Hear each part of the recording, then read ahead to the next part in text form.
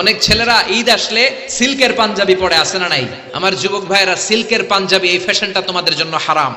যুবকরা হাতে স্বর্ণের আংটি পরে, গলায় চেইন পরে, মেড অফ গোল্ড, স্বর্ণ দিয়ে বানানো যে কোনো জিনিস ইউজ করা, তারপরে সিল্কের কোনো জামা পরা ছেলেদের জন্য হারাম করেছে কে?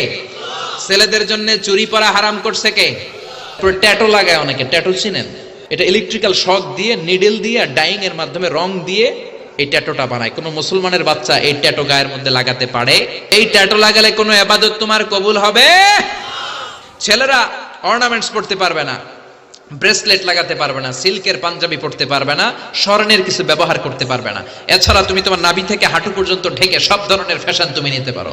নতুন একটা ফ্যাশন এসেছে, চুলের এই দুই দিকে একেবারে মাথার সাথে মিলায়া চুল কাটে, আর এদিক দিয়ে ঘোড়ার মতো রাখা আছে না নাই? আমি এটার নাম দিয়েছি হর্স কাটিং।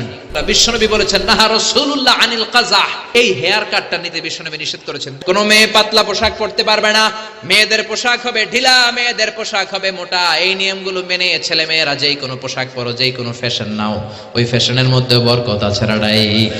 পুরুষরাও প্রসাধনী ইউজ করতে পারে। বিশ্বনবীর একটা চামড়ার তৈরি কসমেটিক্স এর ব্যাগ থাকতো সাথে, এটার ভেতরে বিশ্বনবী 6টা জিনিস রাখতেন। 1 নম্বরে রাখতেন মেসওয়াক, 2 নম্বরে জাইতুনের তেল, 3 নম্বরে আতর, 3 নম্বরে চিরুনি, 5 নম্বরে হলো টুথপিক। টুথপিক চিনেন না? খিলাইল চিনেন? 6 নম্বরে সুরমাদানি।